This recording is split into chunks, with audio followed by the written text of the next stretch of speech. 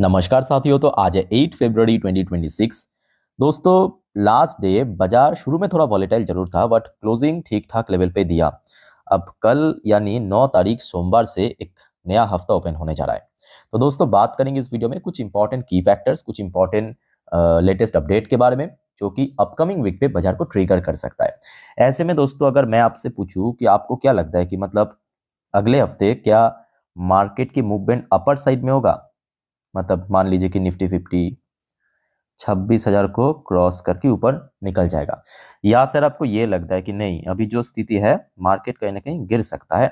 और जो last week में हमने देखा कि 25,000 को रिक्लेम करके 25,500 को इवन रिक्लेम करके काफी ऊपर क्लोजिंग दिया, फिर से 25,000 की लेवल की तरफ बढ़ जाएगा, या आपको ये लगता है कि नहीं, इसी लेवल पे और कुछ दिन थोड़ा सा कंसोलिडेट कर सकता है। जो भी आपका ओपिनियन है प्लीज शेयर कीजिए कमेंट बॉक्स में कमेंट करके। तो चलिए फटाफट एक एक करके जो इंपॉर्टेंट की फैक्टर्स अपकमिंग वीक पे बाजार को ट्रिगर कर सकता है आपके साथ में शेयर करता हूं। देखिए, मोस्टली जो कंपनीज बैंक्स की रिजल्ट आउट हो चुका है ना लास्ट वीक तक, बट अभी भी कुछ कंपनीज की अभी भी रिजल्ट आउट होना बाकी है।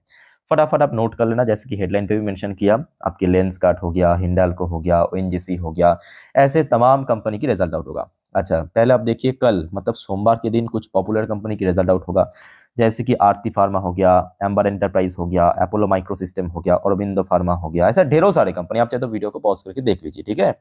अच्छा, इसके अलावा आ जाइए मंगलवार के दिन एक्मे सोलर या अनुपम रसायन, अपोलो हॉस्पिटल, कुछ बड़े कंपनी भी है, कुछ छोटे कंपनी भी है, जैसे कि आइशर मोटर, जैसे निफ्टी 50 की शेयर, इसका भी रिजल्ट आउट होगा। एस्कॉट होगा, जेएनएफसी, ग्रासिम, इन सब कंपनी की रिजल्ट आउट होगा। उसके बाद आ जाइए आपके 11 तारीख को एपेक्स फ्रोजन फ्रूट, इसकी रिजल्ट आउट होगा। अशोक लैंड की रिजल्ट आउट होगा। अस्ट्राजेनेका फार्मास्यूटिकल, इसकी रिजल्ट आउट होगा। अवंती फीड हो गया, बॉम्बे डाइन हो गया, मिसेस बेक्टर फूड्स हो गया, इन सब की रिजल्ट आउट होगा। महिंद्रा की रिजल्ट आउट होगा। फिर आ जाइए आपके 12 तारीख तो ढेरों सारे कंपनी, मतलब आपकी हिंदुस्तान एरोनॉटिक्स, आईआरसीटीसी, ये देखिए आईआरसीटीसी, आपकी हिंदुस्तान एरोनॉटिक्स, सब टॉप टॉप कंपनी। या प्राइवेट डिफेंस में आपका अस्त्र माइक्रो, भारत फॉर्ज, बायोकॉन, ये सब कंपनी की रिजल्ट आउट होगा, ठीक है। तो दोस्तों, आप बस चैनल को फॉलो करके रखिए, मैं आपको उसी दिन मतलब जिन भी दिन कंपनीज की रिजल्ट आउट होगा जानकारी दे दूंगा। अच्छा, ये तो हो गया आपका Q3 की अपडेट, जो कि आपको अगले हफ्ते पता चलेगा। अच्छा, मोस्ट इंपॉर्टेंटली जो एक्चुअली बाजार को मूव करवा सकता है वह है दोस्तों लास्ट डे, जो ये खबर आया था ऑलरेडी आपको मैं शेयर कर चुका हूं, जिनको नहीं मालूम थोड़ा सा जान लीजिए। वो जो आखिरी मंगलवार मतलब लास्ट मंगलवार पे सडनली खबर आया था कि 50% टैरिफ भारत के ऊपर से कम करके 18% हो गया, है ना। तो वो सिर्फ कहा था, बट कल एक्चुअली ये ऑफिशियली लिफ्ट किया है। मतलब जो सबसे पहले एडिशनल 25% टैरिफ रशियन ऑयल की वजह से उसको हटा दिया, और जो रेसिप्रोकल 25% टैरिफ था उसको घटा के 18%, ये ऑफिशियली कह सकते हो कि साइन हो चुका है, डॉक्यूमेंटेशन हो चुका है, ठीक है। और तुरंत इफेक्ट में आ चुका है 7 तारीख से। तो इसका कहीं ना कहीं एक अच्छा रिएक्शन आपको बाजार में दिखाई दे सकता है। अच्छा, ये यहां तक हो चुका है। उसके बाद आ जाइए मोस्ट इंपॉर्टेंटली, देखिए अभी तक प्रॉब्लम क्या चल रहा था बाजार में कि ठीक है, बहुत सारे एक्सटर्नल इश्यूज है, जियोपॉलिटिकल इश्यूज है, कुछ डोमेस्टिक इश्यूज भी है, बट स्टिल अगर हम एकदम कोड में जाके बात करें ना, एफआईएस की लगातार बिकवाली हो रहा था, सेल ऑफ चल रहा था।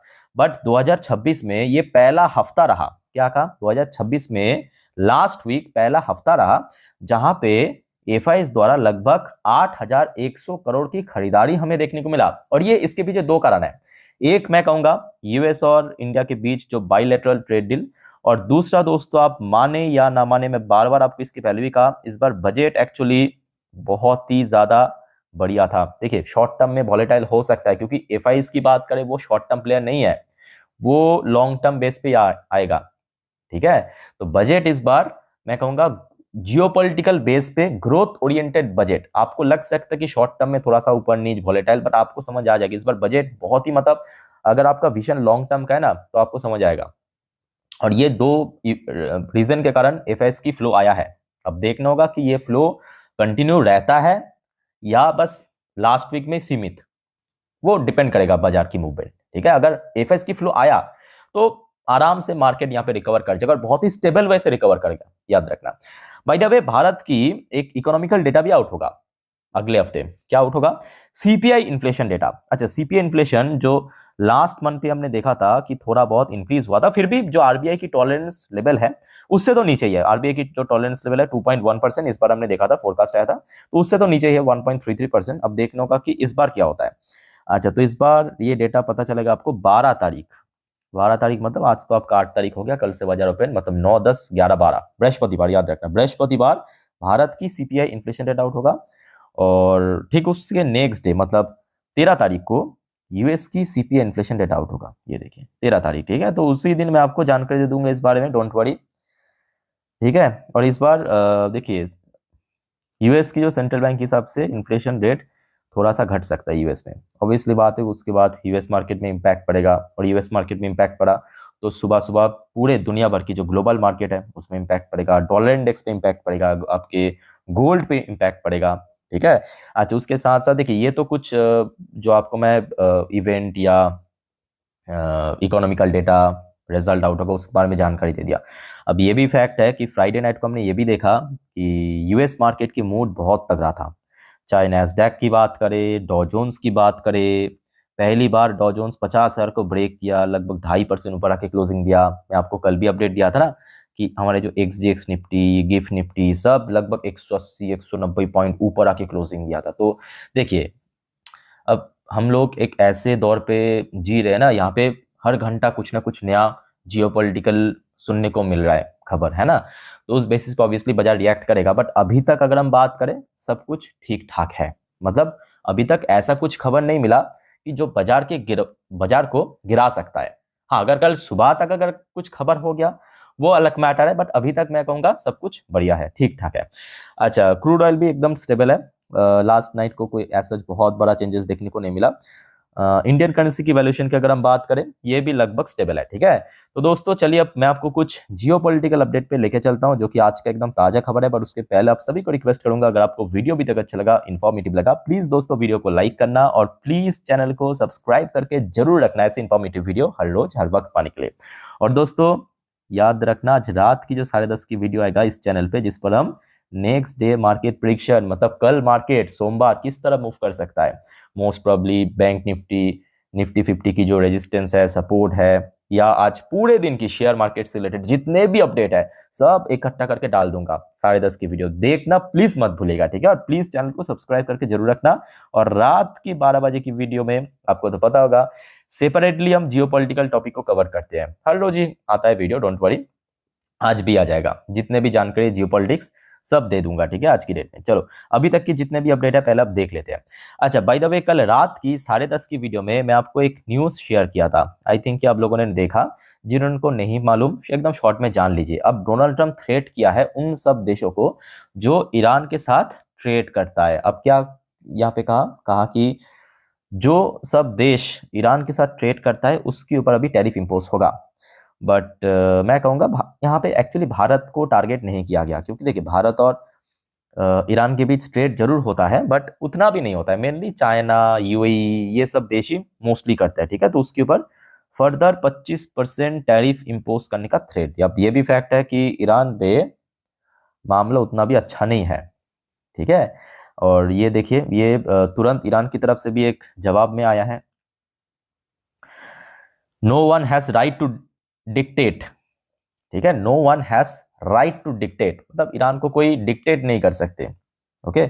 Iran retaliate right to enrich uranium despite US threat. और जो आपको पता होगा 2 दिन पहले यूएस और ईरान के बीच एक मीटिंग हुआ था ना डेलीगेशन के बीच, वो तो अनसक्सेसफुल रहा। फर्दर आई थिंक की मीटिंग हो सकते हो, तो उसके मतलब वो जो मीटिंग में जो मेन एजेंडा था ना वो था आपके यही एनरिच यूरेनियम।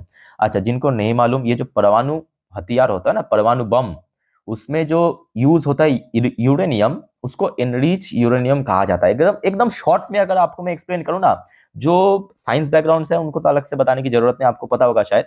यूरेनियम की जो साइन है वह यू, ठीक है। अब यूरेनियम की एक आइसोटोप है एनरिच यूरेनियम, ठीक है, जिसका नंबर है 235। इतना आप जान लीजिए। मान लीजिए कि आपके पास अगर 1 किलो यूरेनियम है, कोई कहा कि मेरे पास 1 किलो यूरेनियम है, ठीक है, तो क्या इसमें परमाणु बम बना सकता है? तो बिल्कुल नहीं। उसको पहले एक प्रोसेस के थ्रू उसमें एनरिच वाला पार्ट, सिर्फ कितना होता है पता है? 1 किलो यूरेनियम पे सिर्फ 7 ग्राम होता है, मतलब बम बनाने के लायक। तो ये जो इनरिच यूरेनियम है ना, तो एक्चुअली ईरान का कहना ये है, मतलब ईरान जो है एक्चुअली परमाणु बम टेस्ट करने की, और यहाँ पे यूएस को पता है कि अगर कोई देश के पास परमाणु बम आ गया ना, उसको तो आप डायरेक्टली थ्रेट नहीं कर सकते। आज की डेट में क्या भारत को थ्रेट कर सकता है? बट पहले कर सकता था जब भारत के पास नहीं था, है ना। तो परमाणु बम एक्चुअली बहुत बड़ी, कह सकते हो कि एक ब्रह्मास्त्र है कोई भी देश के पास, तो जिस वजह से ईरान के पीछे पड़ा है, याद रखना। अच्छा, उसके साथ साथ देखिए यहाँ पे टैरिफ की बात हो ही रहा है, ट्रेड डील की बात हो ही रहा है, तो यहाँ पे भारत की यूनियन मिनिस्टर गोयल, पीयूष गोयल साहब की तरफ से भी एक खबर आया, India US trade deal highlight, Goyal call India US trade deal fair, equitable and balanced, least zero duty item. तो यहाँ पे इन्होंने बहुत अच्छे से जवाब दिया है कि देखिए बहुत सारे एक्चुअली सवाल उठ रहा था। सवाल इसलिए उठ रहा था क्योंकि जो कंडीशन पे एक्चुअली ये ट्रेड डील फंसा हुआ था पिछले 4-5 महीनों से, कि भारत की फार्मर या जो agricultural market, sea food market या डेयरी मार्केट, क्या वो सेफ है, क्या वो सेफ है? तो यहाँ पे इस वजह से इन्होंने जवाब दिया नहीं, एकदम फेयर ट्रेड डील है, equitable and balance trade deal. Let's see आगे क्या होता है, ठीक है। अच्छा, उसके साथ साथ दोस्तों एक और खबर मिला आपके, इजराइल की जो prime minister Benjamin Netanyahu to meet Trump in US on Monday, और मेन एजेंडा दोस्तों वही है, ईरान को लेके, ठीक है। क्योंकि देखिए यहाँ पे सिर्फ यूएस भी नहीं, इजराइल भी क्यों इतना चिंतित है पता है? क्योंकि इजराइल को भी पता है कि अगर ईरान ने अगर परमाणु बम बना लिया ना, तो फ्यूचर में डायरेक्टली तो कुछ कर नहीं सकता ईरान के ऊपर, क्योंकि जिसके पास परमाणु बम है वो तो सिर्फ एक परमाणु बम, खत्म पूरा एरिया, है ना। तो जिस वजह से डायरेक्टली आप थ्रेट नहीं कर सकते, डायरेक्टली कुछ एक्शन नहीं ले सकते, तो जिस वजह से यहाँ पे इजराइल, यूएस, ये जो सब देश है थोड़ा चिंतित है। ओके, तो इमीडिएटली मैं कहूंगा ईरान पे मुद्दा थोड़ा सा गर्म है, बट अभी तक कुछ भी ऐसा स्टेप नहीं लिया कि बाजार इंपैक्ट हो सकता है। मेरे बात को ध्यान से समझना, ईरान पे माहौल अभी भी गर्म है, सब कुछ सही नहीं हुआ, बट अभी तक ऐसा कुछ एक्शन या स्टेप नहीं लिया कि बाजार इंपैक्ट हो सकता है। तो आशा रखता हूं कि कल अगर सब कुछ ऐसा ही रहा तो कहीं ना कहीं जो पिछले कुछ टाइम से बाजार में गिर रहा था, मतलब अगर आप देखेंगे जनवरी के महीने पे जो गिरावट, वो कहीं ना कहीं पलट सकता है। सो क्लियर हो चुका है। बाकी दोस्तों और कोई आपका कंफ्यूजन, डाउट है, कमेंट करके बताइए। वीडियो अच्छा लगे तो लाइक करना, चैनल को सब्सक्राइब करके रखना। नेक्स्ट वीडियो में और भी कुछ जानकारी आपके साथ में शेयर करूंगा। तो मिलते हैं नेक्स्ट वीडियो में। टेक केयर, बाय बाय, जय हिंद।